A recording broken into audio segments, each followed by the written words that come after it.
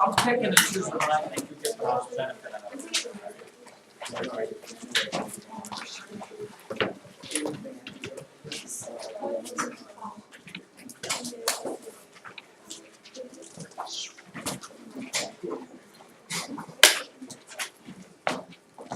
Back in the day, you might look at this and go, we've done stuff like this before, but we really haven't.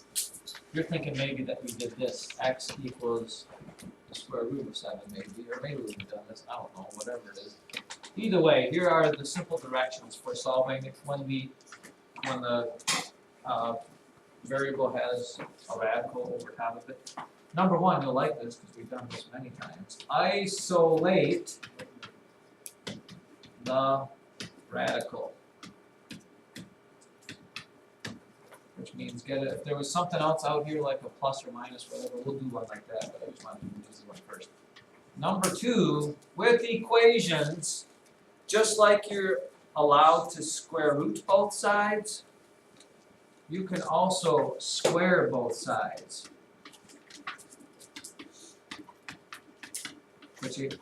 But if you square both sides, you always, when you start getting to this higher level math, you always need to check your answers, that they're possible. Because sometimes when you square and square root things, they don't make sense. A little like you can't have a negative length, but that's kind of the same thing. And then 3 would be to solve. So that simply means this. If you are given this equation here, and this is like the simplest of all, okay, you would take this and you would square both sides. Because what happens when you square the square root of x? What is the square root of x times the square root of x?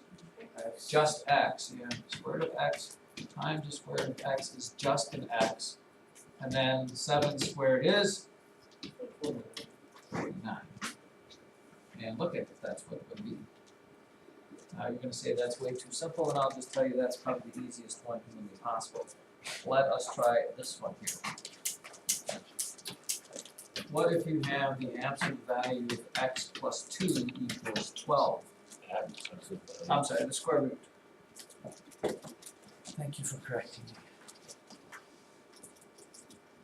Same thing would be true here. First of all, isolate the square root thing, which it is. Oh, that, you know, if you have a number out here, you'd have to get rid of it. If it was plus or minus something, you'd have to get rid of it. But this one doesn't. But you still do the same thing. You need to square both sides. And preferably don't try to cut corners on here. That means you have x plus 2, or the square root of, I'm going to call it absolute value a lot of times here. I can't help it. What is this times this? Yeah, just x plus 2. No, it's not plus 4. It's just x plus 2. This is the same thing times itself. I'm sorry, yeah. You know, I forgot about those. So you get exactly what's underneath there. You don't multiply, you don't do anything. Over here, what do you get? 144. Then you just solve it from there. Subtract 2, so x equals 142. And by what I meant when I said you need to check that, okay, if you take 142 and put it in there for x, is the square root of 142 plus 2 equal 12? Yeah, because that's the square root of 144, which equals 12. And 12 is your answer. Technically, you get plus or minus. Do we have to put plus or minus? No. You might take the positive of that. Or that. You ready for hard ones? I do a hard one. How about this one? The square root of x over 2 equals, what does it equal? 18? So here, before you square both sides, you need to isolate the radical, which means you're going to have to do what, Landon? How do I get that by itself?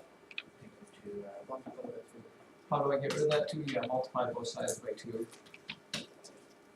So now you get the square root of x equals 36.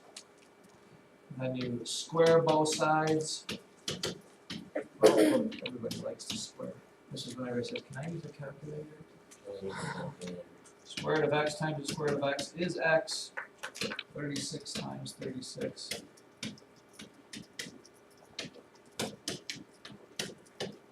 I don't know what's that. Is that right? Did I get that right? 1296.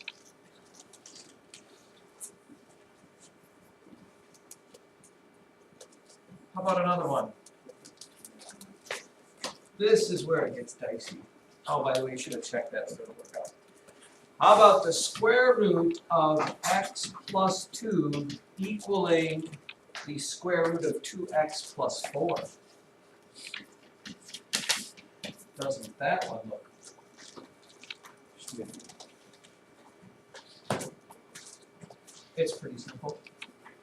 Square both sides. I see it.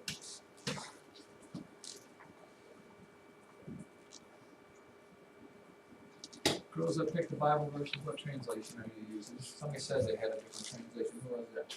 Tell me which one you're going to use. Your choices are probably NIV or the new one everyone's going to is ESV. I'm not as much a fan of the ESV, but it's supposed to be close. I don't know. I don't know what. Is it the one that you're using? Is it your school Bible? Because that's ESV. I don't know. I'm not online, but I looked at it. Well, you tell me. I'm not sure what version, but I'll figure Your it out. job is to figure it out. I'll give it my CSV. So this is x plus 2 times, or the square root of x plus 2 times square root of x plus 2, which gives you just an x plus 2. That equals square root of 2x plus 4 times the square root of 2x plus 4, which gives you 2x plus 4. Then, solving it, I subtract x because I don't want my x to be negative. Subtract this.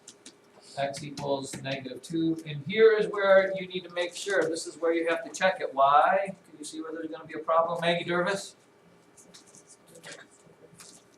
Who's that? If I put negative 2 in for x is what's going to happen here. I get the square root of 0, which is fine.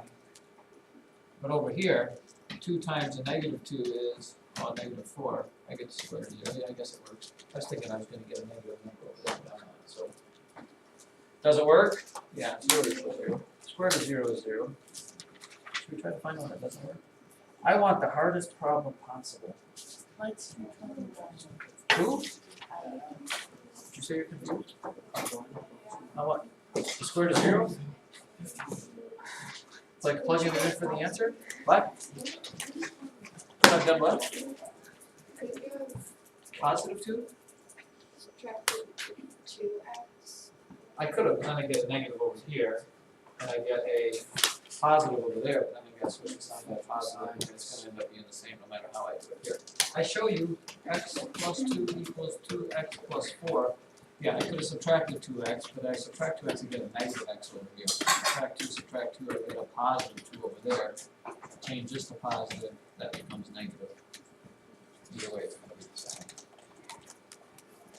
Wait, I want a hard one. Oh, here's one. Finally, one that we can do. Check this one out. Square root of x plus 8 equals negative 3. Isolating the variable first means, Cameron English, I'm going to have to subtract 8. I subtract 8, I get a negative 11. I get the absolute, or square root of x equals negative 11. I square both sides. I get x equaling 121.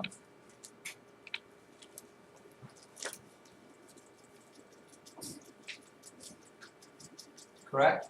Yeah.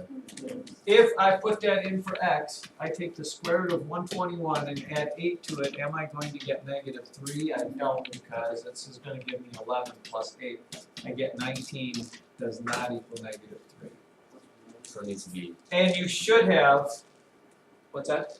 well, if it was a negative square root of 121, What's that? Wait a minute, let me look, what?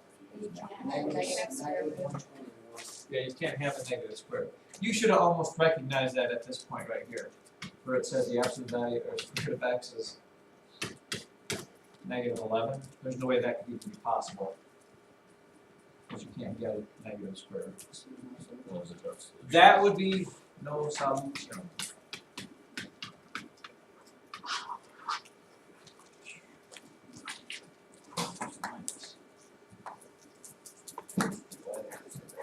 Yeah.